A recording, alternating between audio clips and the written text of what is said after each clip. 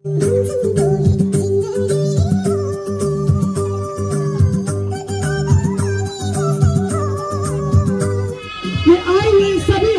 धामी जी, chief minister.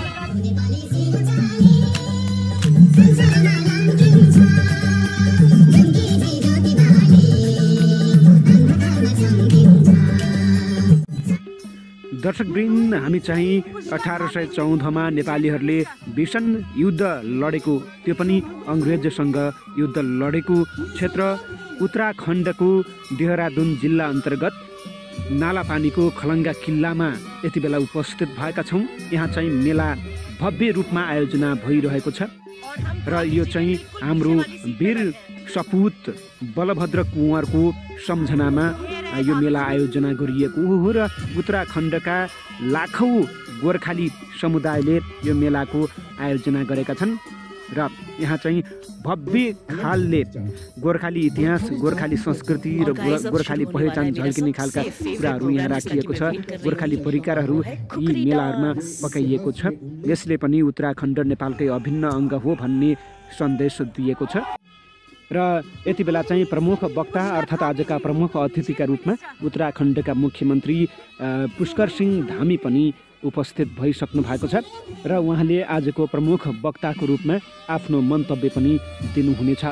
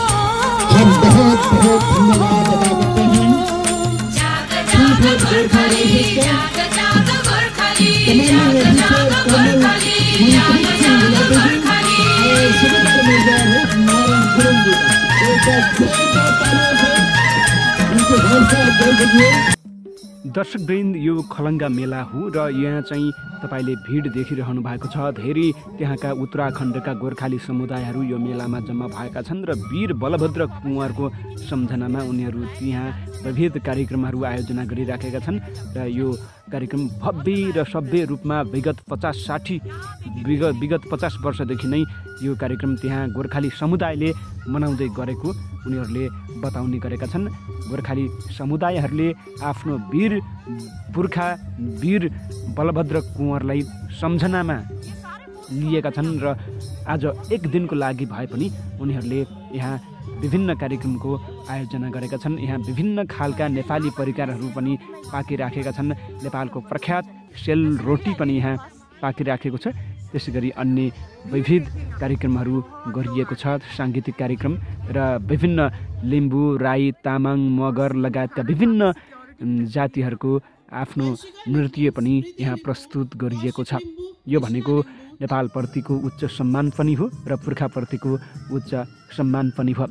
भूगोलले अहिले जहाँ भए पनि उनीहरूले अझै पनि नेपाली भेष, नेपाली कला, नेपाली संस्कृतिलाई भुलेका छैनन् भन्ने यो चाहिँ ज्वलन्त उदाहरण हो। तर पनि अहिले पछिल्लो समय चाहिँ त्यहाँ देहरादुन लगायत उत्तराखण्डका धेरै क्षेत्रमा नेपाली भाषा चाहिँ निकै लोप बनिसकेको छ, निकै चिन्ताजनक रहेको छ। भाषा चाहिँ अलिकति बिग्रदो क्रममा रहेको छ, किनकि त्यहाँका विभिन्न विद्यालयहरूमा हिन्दी भाषाबाटै पढाइ हुने भएको कारणले गर्दाखेरि पनि त्यहाँका बालबालिकाहरू अप्ठ्यारोमा परेका हुन्। यसमा भारत सरकारले ध्यान नदिएको पनि हुनसक्छ। यो कारणले पनि यो नेपाली भाषा कमजोर भएको मान्न सकिन्छ। तर अहिले चाहिँ उत्तराखण्ड सरकारले उत्तराखण्डका प्रत्येक विद्यालयमा एकजना नेपाली भाषी शिक्षक अनिवार्य गर्ने घोषणा गरेको छ। यसले भोलिका दिनमा केही राहत होला भन्ने हामीलाई आशा चाहिँ लागेको छ।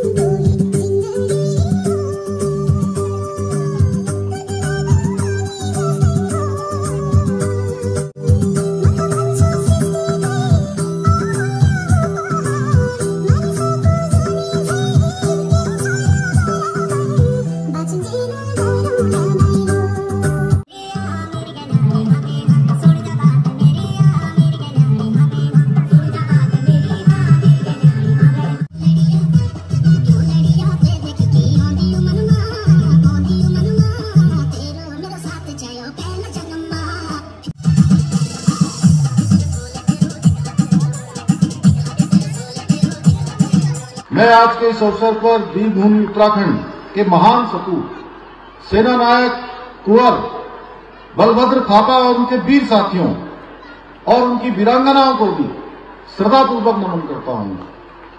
आज के इस ऐतिहासिक खलंगा मेले के 50वें आयोजन के शुभ अवसर पर आप सबके बीच में आकर मुझे अत्यंत ही हर्ष का अनुभव हो रहा है।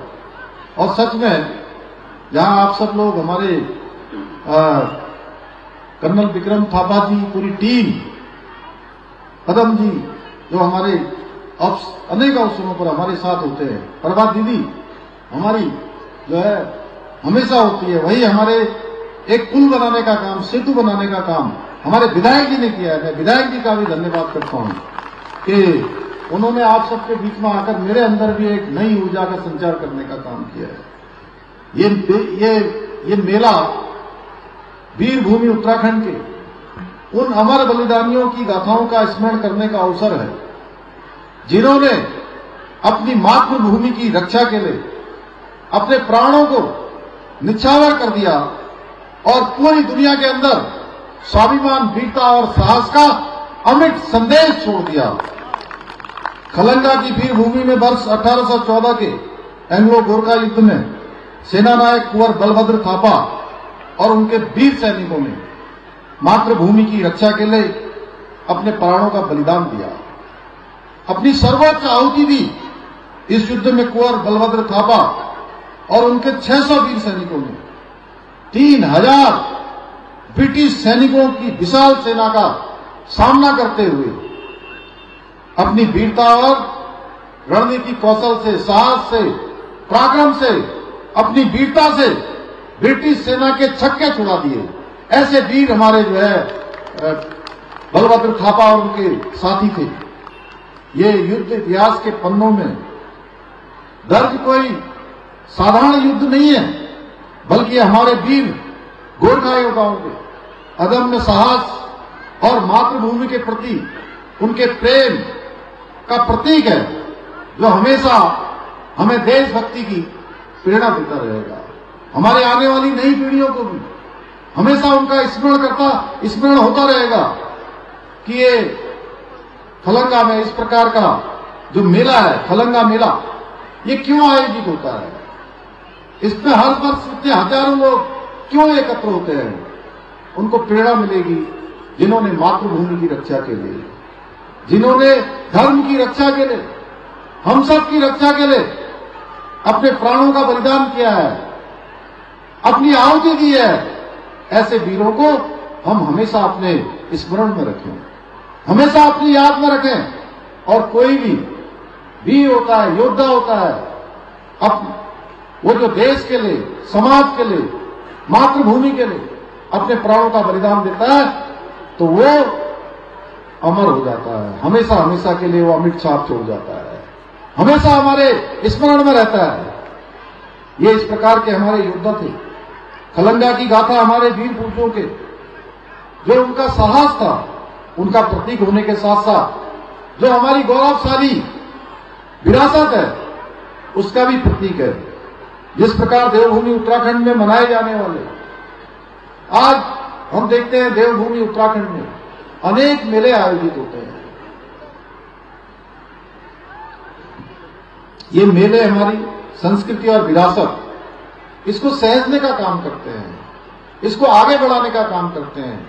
पीढ़ी दर पीढ़ी हमारे नौनिहालों में, हमारे नवयुवकों में एक संदेश देने का काम करते हैं कि हमारी विरासत, हमारे पूर्वजों ने कितनी कठिनाइयों से इसको हमेशा सुरक्षित रखा था, उसके लिए उन्होंने कितना संघर्ष किया था। उसी प्रकार ये मेला भी हमारी समृद्ध सांस्कृतिक परंपराओं को सहेजते हुए अगली पीढ़ी तक पहुंचाने का एक बहुत ही विशिष्ट माध्यम है। भाइयों बहनों, हमारे देश के अंदर कई ऐतिहासिक धरोहरें हमारे गौरवमयी अतीत की पहचान होने के साथ साथ जो हमारी संस्कृति है, जो हमारी संस्कृति रूपी वट वृक्ष, उसकी मजबूत जड़ें भी है, जो हम हमेशा हमको हमारे पूर्वजों से जोड़ने का काम करती है, हमारी संस्कृति से जोड़ने का काम करती है। खलंगा मेला के आयोजन समिति के लिए मैं 5 लाख रुपया देने की मैं घोषणा करता हूं।